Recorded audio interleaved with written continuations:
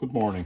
I'm just going to talk today about preparing your butter blocks. So many of us get the butter blocks and we prepare them the day in advance and we have them in the fridge. So they're very hard, okay? So you can see the butter is not flexible at all. It's really, really stiff and hard. So one of the biggest mistakes that people do is they try to roll this very hard butter into a soft dough. What happens is the butter is going to fracture, it's going to split, it's going to break, and you're not going to get good layer formation. So the butter is actually very hard, which is fine. So one of the things that I do to help that is I just get a rolling pin. So I've got a heavy rolling pin here and I'm just going to gently tap it, okay? So I'm tapping it because I want to plasticize it, okay? So I'm just going to go the length of the butter.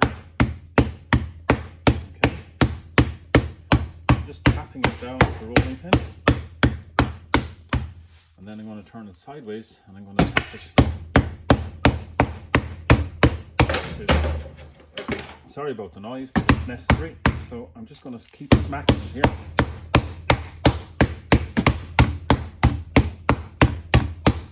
So I'm retaining the shape of it, but I'm just smacking it just to plasticize it, to soften it out slightly before I put it into the dough.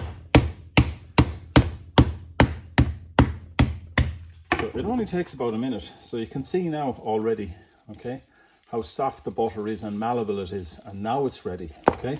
Now you can put it into your croissants, but never put it in when it's rock hard.